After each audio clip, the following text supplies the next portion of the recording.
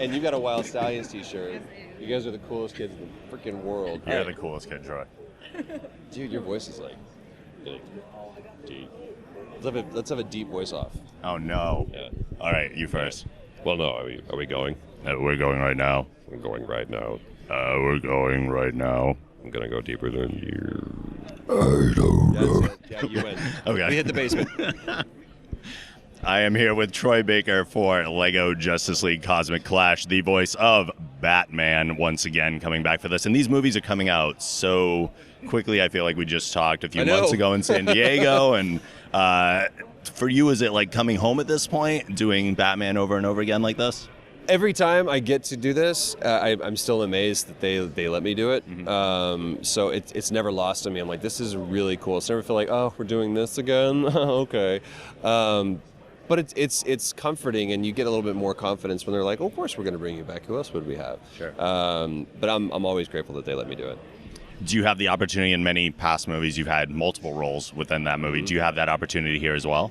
Fortunately, I get to stick with one, which is great because, yeah, it's fun to do like, oh, now I get to play this, now I get to play this. But honestly, I have more fun just watching everybody else kind of work, especially watching Phil do multiple iterations of himself. Sure. So I get to be a really cool passenger. And Batman's got a lot to say. He's a man of few words, but when he says it's important, very important, you should listen.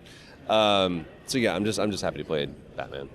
Batman in the Lego universe is a very distinctive Batman with a very unique personality to himself. Him and Superman have a very adversarial relationship. Do you get to bounce off of each other when you do stuff like that, or are you recording alone for that? Well, it depends. A lot of times Nolan and I will, and Nolan and I have that relationship, period, to where we just, we break stones with each other all the time.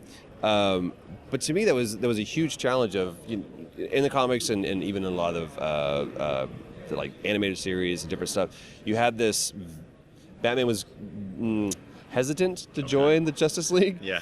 That's not funny.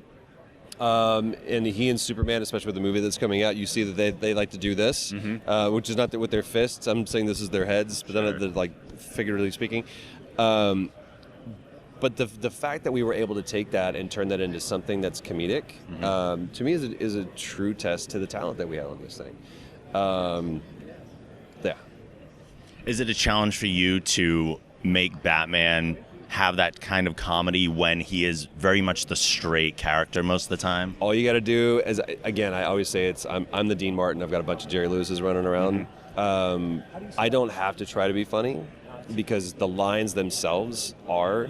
So I don't typically think in stuff of like, okay, so what's the comedic sense in this? It's more just like flat and deadpan, just be brooding Batman, and it'll be funny. So there's a lot of trust that goes into it.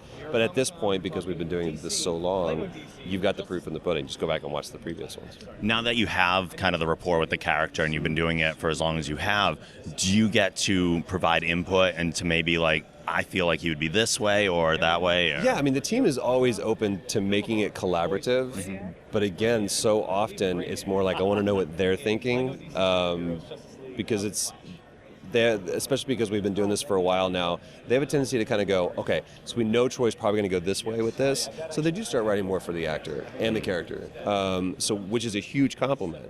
No one ever sits you in a box and says this is the way that has to be done, because all anybody cares about is just being the best that it can be. So yeah, they're always open to, sure, vamp, go off and let's see what we come up with, but 99% of the time it's going to come back to what they wrote, because it's just good. When you're voicing a movie like this where the lines are pretty much provided versus voicing a video game where there's so much improv in between and the sounds that you have to add to it, are there things that bleed into each other? Are there things that you take from video game voice acting that you bring into the movie world or vice versa? Sure. I mean, I think acting is acting, and it's always about, do you understand the character? Because if you understand the character, Mickey Rourke has a great thing where he says, dialogue is the last thing that I worry about, because if I understand the character and it's written well, it should just flow out naturally. And I agree with that. If you're struggling with the line, maybe there's something about the character you don't understand, or if you think the line needs to be better, maybe there's something about the character you don't understand, or maybe there's something about the story or the context. But typically, it's more about letting go and just trusting. If I can look at these guys and know that they put out good material, know that they care about this, know that they care about me and all the other actors and wanting to showcase us and allow us to do what we do, then you just kind of let go. And there's really not that much improving that goes on. And the same thing with games. If you know that character and you trust the people that you're working with, it's more about help me understand than it is about let me make you understand. And I think that's a pretty good philosophy to adapt in life, is like, let me seek not to be understood, but to understand. So. All good advice, especially for aspiring voice actors and things like that. Yeah, man, so we look forward to Lego Justice League Cosmic Clash coming out very soon, and Troy Baker as Batman. Thank you, guys.